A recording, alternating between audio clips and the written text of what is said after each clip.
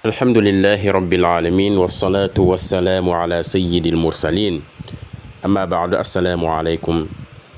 tay hadith bi nga xamne mom lañ leen bëggoon diktal moy hadith bi nga xamne day wax ci tere bu islam tere dem ci gisaane ñi nga xamne ñoy seet nak bari na lool sunu jamono bi da ngay bëgg dugg ci mbir ne xama dem ci diw mu seetal ma, wala nga am ay projet wala nga bëgg ubbi entreprise ne xama dem ci diw mu seetal ma.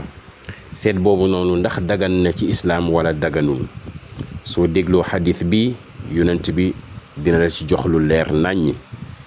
moo tax yonent bi sallallahu alayhi wa sallam nee na man ataa arraafan, képp ku dikk dem ci ki nga xam ne mooy seetkat bi, képp ku dem ci seetkat, képp ku dikkal seetkat gisaanekat, fa sa'alahu an shay, ba nga demee ba àgg ca gisaanekat bi wala seetkat bi nga laaj ko ci mbir ne ko man daal tukki bii may tukki dama bëgg nga xoolal ma, entreprise bii may waaje ubbi dama bëgg nga xoolal ma, commerce bii may waaja def dama bëgg nga xoolal ma, wala dama bëgg nga xoolal ma sama avenir, xoolal ma li nga xam ne ñëwul, xoolal ma samay mbir ndax baax na wala baaxul, ndax bunt yi dina ubbeeku wala du ubbeeku. nga dem laaj ko mbir boobu wala nga dem laaj ko mbir yi. sang bi nee na fa saddaqahu, gannaaw ba nga ko waxee mbir yi mu seetal la, ba mu la seetalee nga dëggal ko, nga dëggal li nga xam ne wax na la ko. mu ne la diw ak diw ñoo tax ba mënoo avancer, wala diw ak diw ñoo lay yàq, diw ak diw ñoo lay liggéey, et cetera. nga dëggal li nga xam ne wax na la ko gannaaw ba mu la seetalee ba pare.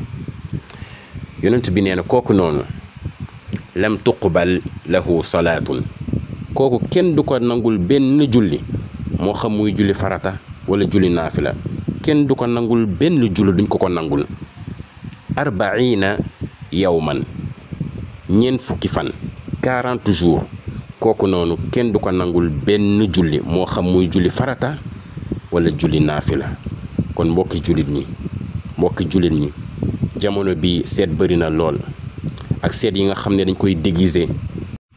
lu ëpp ci ñi nga xam ne dañ la naan dama lay listixaaral, dañ lay seetal, moo xam nga xam ko wala nga bañ koo xam. mbokki jullit ñi nañ delluwaat suñu xel ci yàlla, sàmm suñu pas-pas. jullit du gëm ay seet, ay gisaane, jullit du ko gëm. kon nag nañ ko bàyyi xel bu baax. yonent bi jàngale na lépp. listixaar bi nga xam ne seetkat yi ñu ngi koy mbuboo, yonent bi jàngale na nan lañ koy defee, te kenn ku nekk ci ñun mën na ko defal boppam. incha allah beneen vidéo bi nga xam ne dina ñëw dinañ leeral listixaar ak naka lañ koy defee. incha allah yàlla na yàlla may ñu dégg ak topp. tey lii moo nekkoon sunu xadis du jour. wassalaamu aleykum wa rahmatullah.